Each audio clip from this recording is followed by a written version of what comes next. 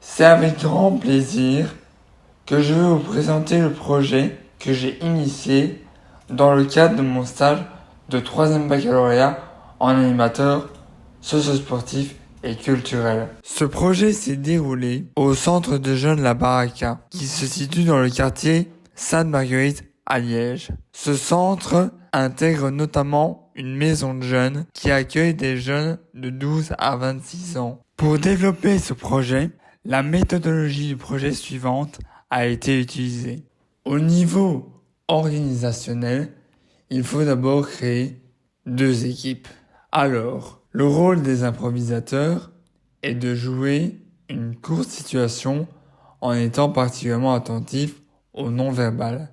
Le rôle des observateurs est de déceler les 2 émotions secrètes mises en scène par les improvisateurs. Ce jeu se veut coopératif. Chacun doit donc bien jouer son rôle pour que la partie soit gagnée.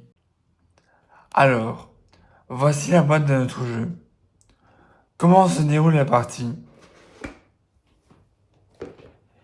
L'équipe des improvisateurs doit improviser une courte situation de communication. Voici les cartes. Il y en a 30.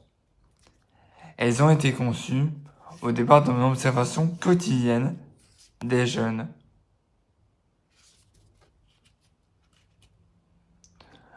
Dans la boîte de jeu, il y a aussi 20 cartes émotions. Attention, avant de jouer, les improvisateurs doivent se mettre d'accord sur 2 émotions qu'ils vont mettre en scène. Elles seront cachées dans cet étui.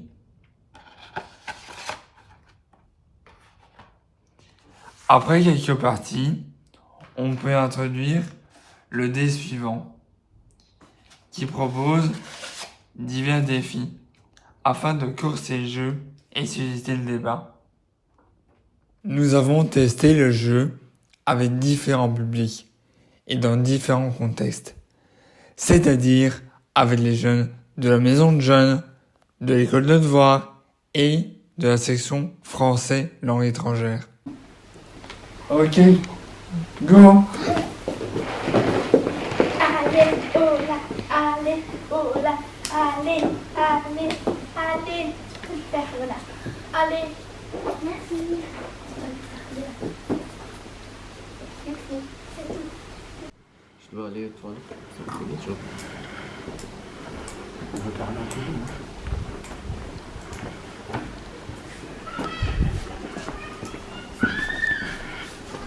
Bonjour, ça va? Ça va?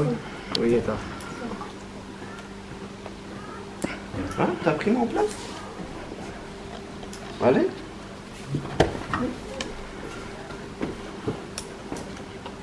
Il a pris mon place. Ça va, Bonjour. Bonjour Philippe. Bonjour Fatima. Bonjour Ahmed.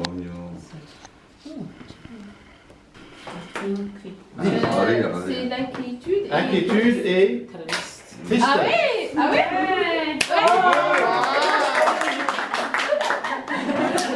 Oui, mais... Quelles les raisons? Donc, on l'a déjà testé, toi et moi, avec les jeunes de l'école de devoirs avec lesquels je travaille.